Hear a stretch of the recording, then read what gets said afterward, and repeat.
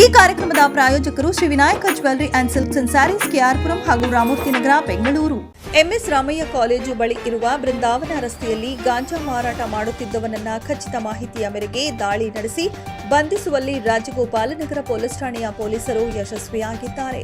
Rajagopal Nagar police ಠಾಣೆಯ police inspector Puneeth ಅವರ ನೇತೃತ್ವದಲ್ಲಿ ಅಧಿಕಾರಿ ಮತ್ತು ಸಿಬ್ಬಂದಿಗಳು ಕಾರ್ಯಪ್ರವೃತ್ತರಾಗಿ ಡ್ರಗ್ ಪೆಡ್ಲರ್ಗಳ ಚಲನವಲನಗಳ ಮೇಲೆ ಕಣ್ಣಿಟ್ಟು ದಾಳಿ ನಡೆಸಿ ಗಾಂಜಾವನ್ನ ವಶಪಡಿಸಿಕೊಂಡಿದ್ದಾರೆ.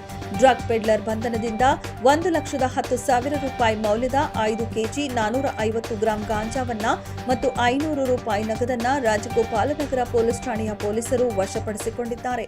ರಾಜಗೋಪಾಲನಗರ ಪೊಲೀಸರು ಕೂಡ ಒರಿಸ್ಸಾದಿಂದ ಇಲ್ಲಿ ಗಾಂಜಾ ತಂದು ಮಾರಾಟ ಮಾಡ್ತಾ ಇರತಕ್ಕಂಥ ಓರ್ವ ವ್ಯಕ್ತಿಯನ್ನ ಬಂಧಿಸುವಲ್ಲಿ ಯಶಸ್ವಿಯಾಗಿದ್ದಾರೆ. ಆತನಿಂದ ಸುಮಾರು 5 ಕೆಜಿಗೂ ಮೇಲ್ಪಟ್ಟು ಗಾಂಜಾವನ್ನ ವಶಪಡಿಸಿಕೊಂಡಿದ್ದಾರೆ.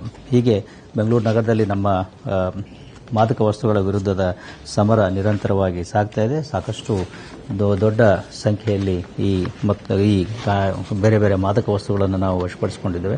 ಆದರೆ ಮೂಲಭೂತವಾಗಿ ಇರ್ತಕ್ಕಂಥದ್ದು ಸಾರ್ವಜನಿಕರಲ್ಲಿ ಈ ಮಾದಕ ವಸ್ತುಗಳ ಸೇವನೆ ಮತ್ತು ಬಳಕೆಯ ಬಗ್ಗೆ, ಅದರ ಹಾನಿಕಾರಕ ಅಂಶಗಳ ಬಗ್ಗೆ ಸಾಕಷ್ಟು ತಿಳುವಳಿಕೆ ಮತ್ತು ಜಾಗೃತಿಯ ಅವಶ್ಯಕತೆ ಇದೆ. ಅದನ್ನು ಕೂಡ ನಾವು ನಿರಂತರವಾಗಿ ಮಾಡ್ತಾ ಇದ್ದೇವೆ.